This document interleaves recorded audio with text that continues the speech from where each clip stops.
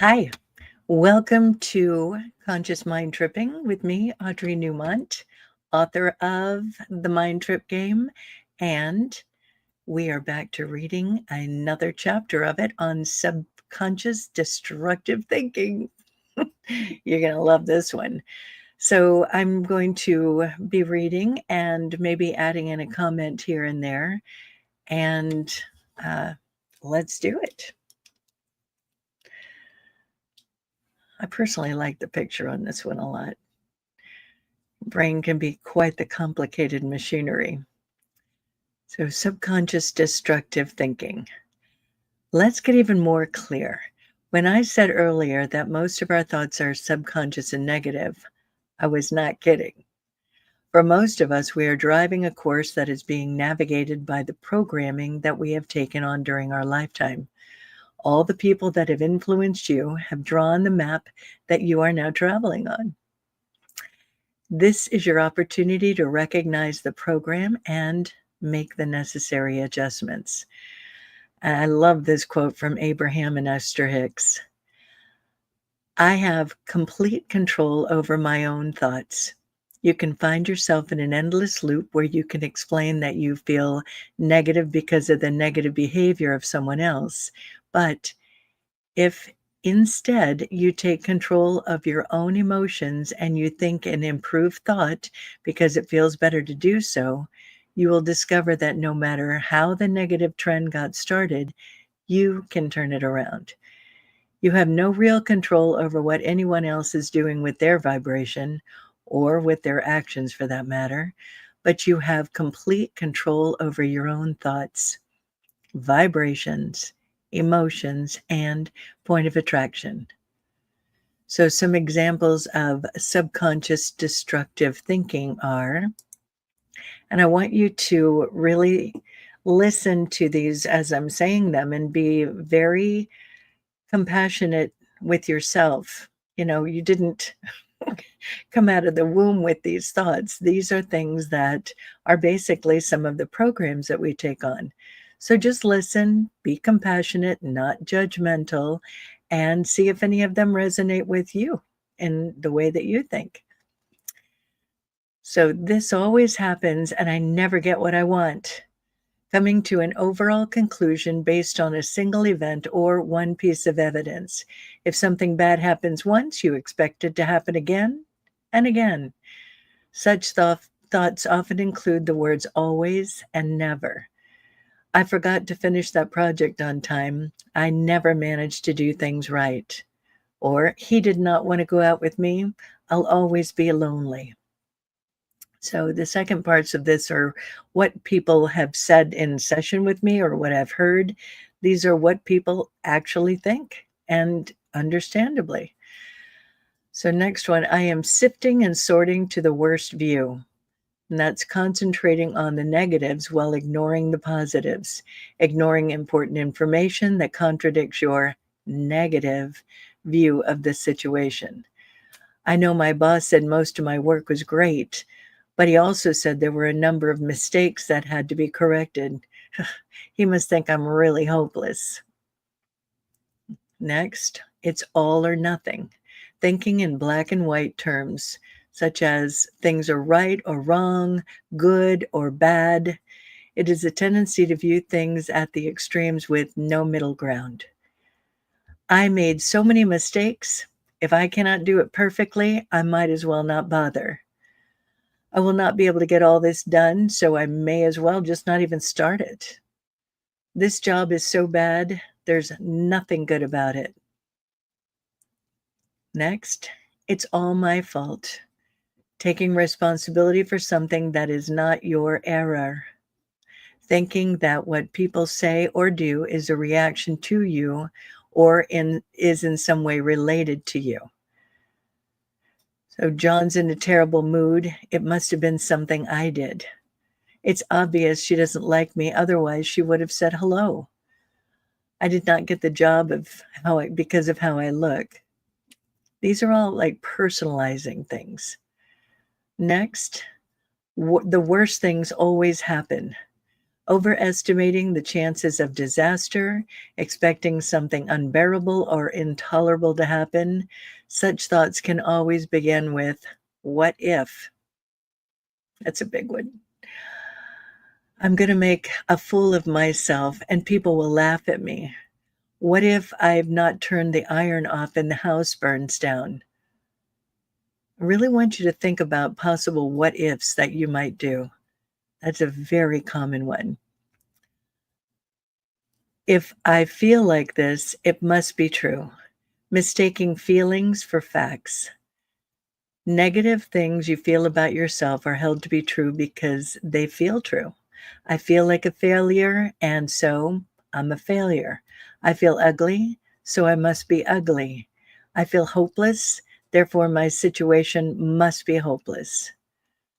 Next, I know what you're thinking.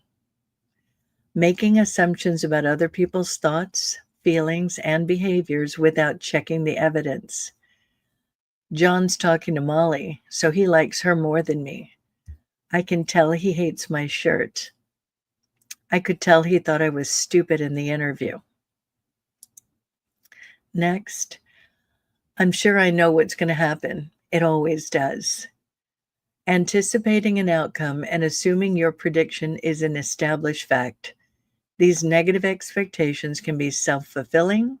Predicting what we would do on the basis of past behavior may prevent the possibility of change. So I've always been like this. I'll never be able to change. It's not going to work out, so there's no point in even trying. This relationship is sure to fail. Here's another one. I coulda, shoulda, or woulda. We must do better. Using should, ought, or must statements can set up realistic expectations of yourself and others. It involves operating by rigid rules and not allowing for flexibility. I should not get angry. People should be nice to me all the time. I should be able to kick this habit. Next, all the good does not make up for the bad. A tendency to exaggerate the importance of negative information or experiences while trivializing or reducing the significance of positive information or experiences. She said she did not want me in this class, but she did not ask me. She says she does want me in this class, but she did not ask me. She's probably just saying that she wants me to be nice. Supporting my friend when her mother died still does not make up for that time I got angry at her last year. I'm not a good friend. So think about the subconscious negative thoughts in your life. Write down some of the phrases, sentences of the messages you have been given or heard that create difficulty for you. Right now, it is just a moment to begin the recognition of what you've been thinking. So you're just recognizing these thoughts. You're not judging it. Okay? You might want to pause this video and do those things. Maybe. Free your mind and the best will follow. Yes, some of these are inspired by songs. So free your mind and the best will follow. Are you curious about how you came to be thinking all these unconscious thoughts? You did not come out of your mother's womb that way. It was all learned. From when you were still in the womb, you were absorbing how to manage your emotions from your mother. Then, when you came into the world, your parents, siblings, teachers, and other influences gave you direction, definition, and showed you how to drive your unique, beautiful car. You were in the back seat of your parents' or caregiver's car between the ages of 0 and 8, and you took on the program of what they knew to teach and show you. Think about how many things you do that are just like one or both of your parents. We learn what love looks like, how to talk with each other, how to manage money. We also learn what character and integrity looks like. Another interesting observation, if you have older siblings, they can be another influence in the way that your mind was formed. I see that a lot when I'm working with clients. Here's another way to think about this. Think about your computer or your cell phone. When it was first made at the manufacturer, there was not much to it, just the possibility of what it has to offer. Then they put in the programs that give the device the ability to do the many different things that we expect from them on a daily basis. Internet, social media, photos, apps for this and that. They all had to be downloaded into the hard drive. Most of us don't even think about it. We just know they're there, and we use these programs without even thinking about it. Our brain is like an operating system. We have programs that determine our identity, worth, success, what kind of partner we desire, what kind of partner we will be, and so on. So this is mind over matter. This is the controller of you. This is everything right here. So really pay attention on this one. So we'll take a moment to look at the diagram of the mind over matter. This represents your thinking and how we took on our program. Imagine that this is your mind, and notice there are 4 definite parts to the power of your thinking. At the bottom of the chart, there is the primitive area of your mind. That is when you are not consciously thinking at all. You're in an autopilot. When you're I'm getting tongue-tied just thinking about all this. When you're in your primitive mind, it's more structured and it's working for you to fight, maybe to flee or freeze. And when it's not working for you, you might be in a moment of addiction where we turn our mind completely off and we have given complete control over to the 2-year-old, the kid in the back seat. When we have moments of extreme fear, that can trigger us into that part of the mind. And then you'll notice that the percentage of what we do on a daily basis is mostly 90% unconscious. First, I want to say that that number is generous. For a lot of folks, it's 95% unconscious of what they're thinking, feeling, and doing all day. Also, to be clear, it's not all negative. Many things that we do throughout the day are neutral or positive. You know, it's that kind of autopilot that we're on that's been programmed in. It's just where our mind is focused at the time. It's an interesting thing to recognize and take ownership of our thoughts. You have to dig into places that may be uncomfortable. Remember in this process that you are now in the adult in the front seat, helping that younger version of you to let go of the junk in the trunk.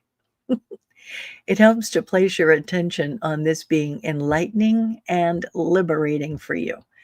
As you read further, make it a challenge for you to be open to what has been lurking in the recesses of your mind. Personally, I have been in process for many years, and who I used to be is a far cry from who I am now. I share this next story because it has been one of the most powerful transformations of my own belief system, and I know that there are so many of you that share your own version of this story. This is where we get to talk about me being a dumb little blonde. If you see this picture here, you can see different pictures of me when I was young, and then my mother in her handwriting talking to my father while he was in Vietnam and saying these exact things. So she wrote, "It'll be a miracle if Audrey ever learns anything. I'm wondering how the teacher ever gets anything in her head. Audrey is doing as well as I think she could, but then again, I am comparing her." So she just thought I was not that bright, the dumb one. So remember when I said earlier that we don't know what we don't know? Well, growing up believing that I was stupid was just my normal. I had no reference point to know differently. I learned who I was through my environment, and I believed who I was through my mother's beliefs and perceptions. She was my primary caregiver. To be fair, to be fair to my mother, she really did not know any better. She had a belief about the value of boys and girls. In her eyes, the boy was more important, smarter, and more capable. She didn't know what to do with a creative, mischievous, and somewhat flighty girl. She also had her own share of challenges in life. I'm quite sure that being a young mother who raised two kids on her own a good portion of the time didn't leave a lot of space for introspection or mothering classes. For me, growing up with the idea that I was stupid was a great disability. I did not do well in school, didn't have a lot of confidence, and was socially awkward. I bought the lie for so many years.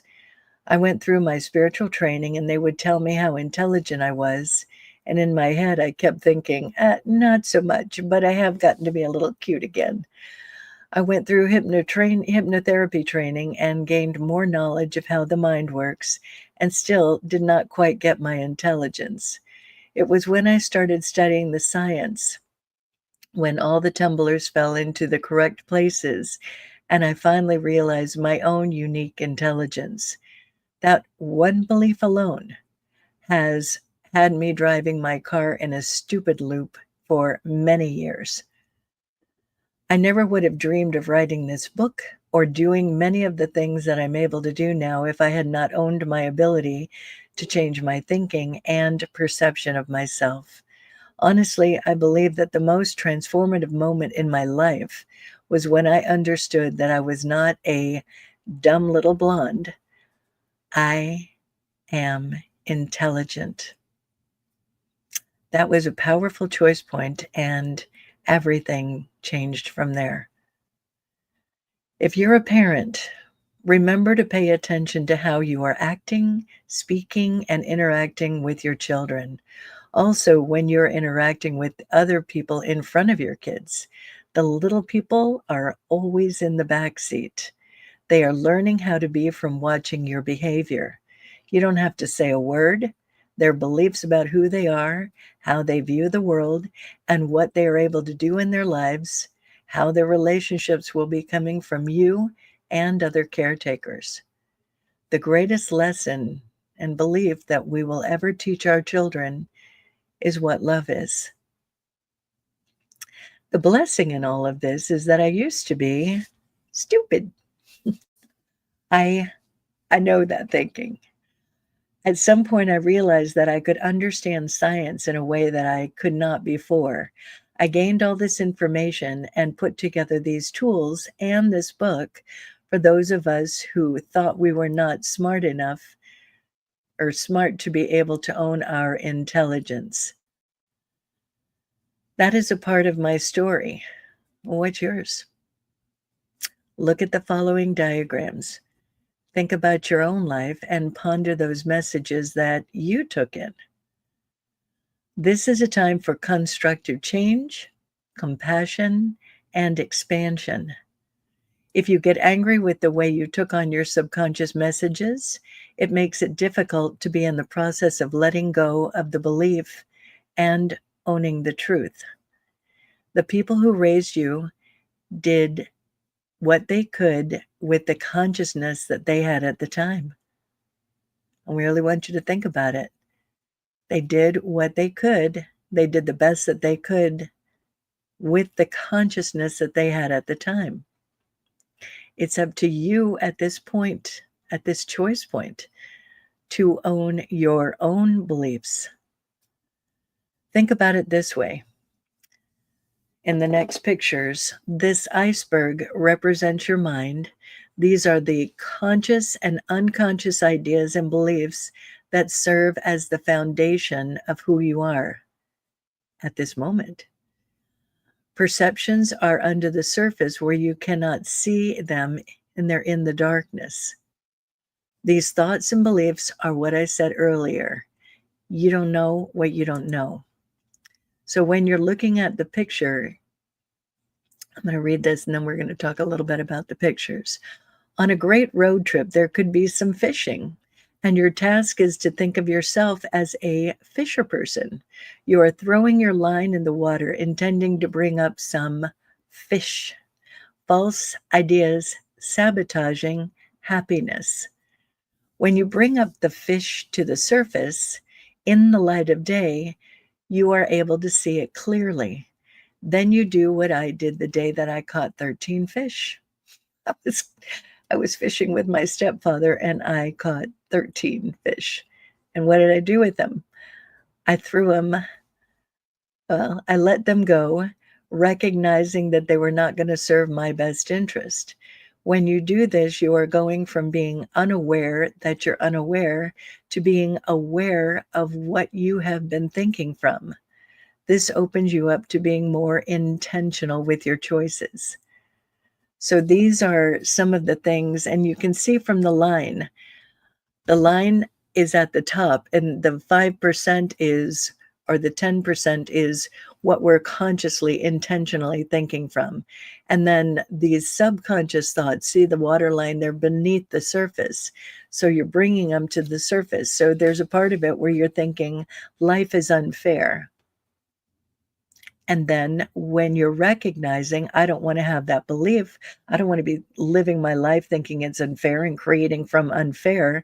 So I'm going to recognize that thinking and move it over, change the neural pathway in the mind to, I go with the flow of life. You can also add in other lines that I go with the flow of life. Life is, what are those things that you want to create? You have to be in that point of yourself where you're recognizing what it is that you're intending. What is it that you are creating? Another one, I'm worthless. I had that one. Why would I think I'm worthless? I'm looking at it, I'm figuring it out, and I'm coming to the understanding that I am valuable. So this is to give you an idea of the thoughts. And coming up in the very near future in this book, you're going to have an amazing tool that will help you sort through this even more. It's too late. The affirmative, the one that you want to move that thought to, there is always time for great things to happen for me. That's true. That can absolutely be true. I'm not smart. My program. And now I'm intelligent. Wildly different and makes life much better in creating. I'm not the type to be self-motivated. I'm self-motivated and inspired. I'm a procrastinator. I use my time wisely. I have too many other responsibilities. My responsibilities are manageable. I should be farther along by now. Big one. I'm exactly where I should be. And you can add to that. And divine right actions taking my place in my life. I'm moving forward with ease and grace. My greatest good is happening. If I get my hopes up, I'll just be disappointed. I let my hopes be up, I'll be optimistic.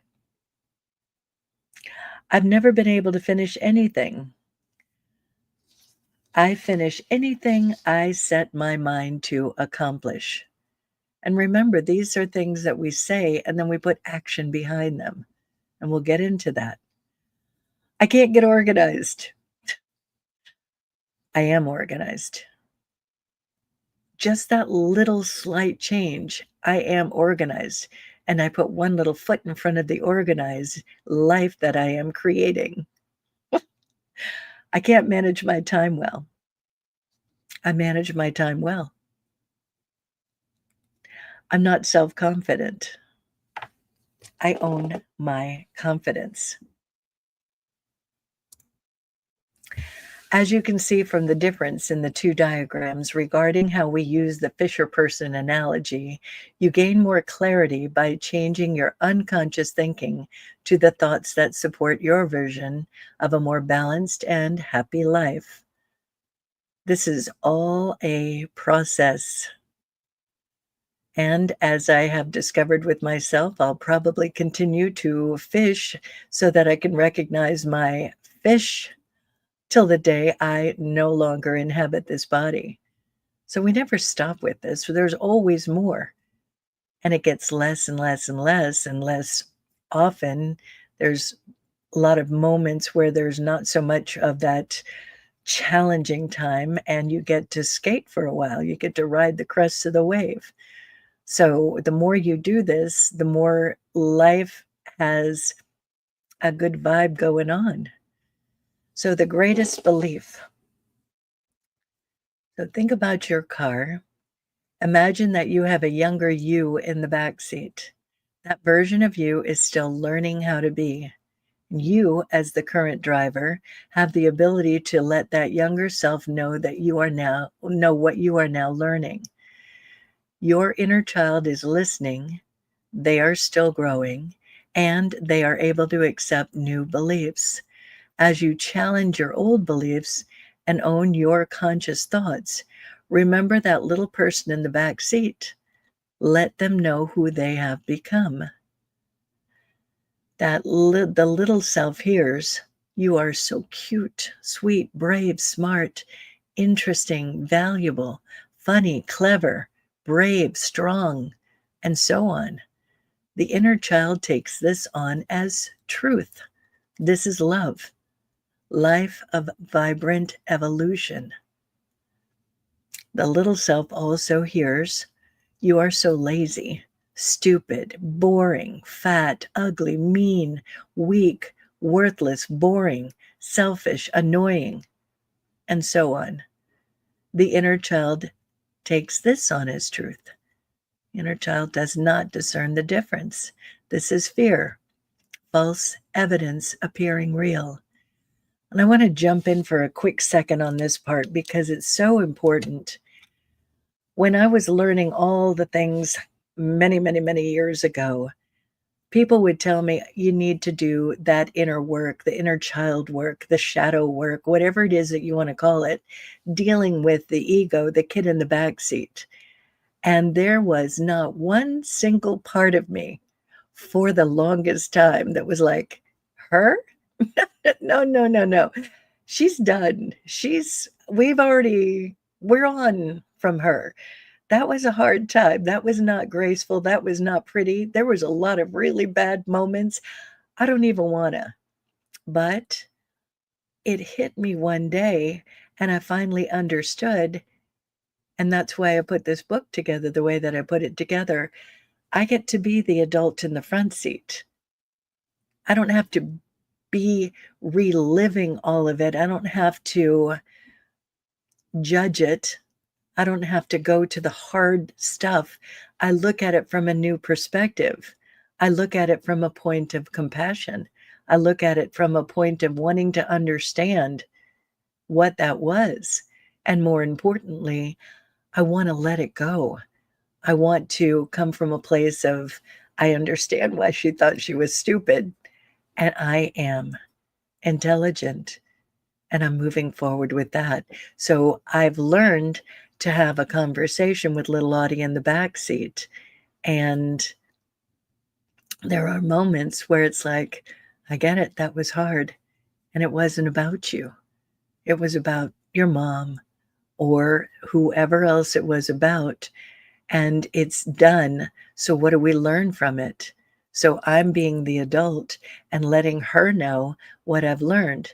So I literally have a conversation with her.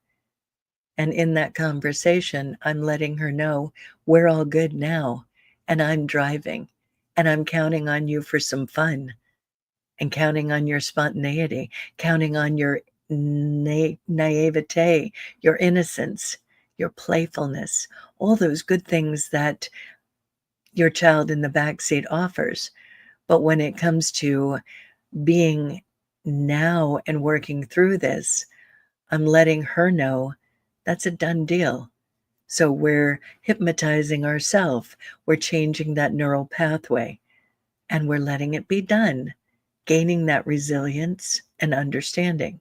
There's going to be more about this along the way, but I wanted to share that for now, aside from reading our little book here.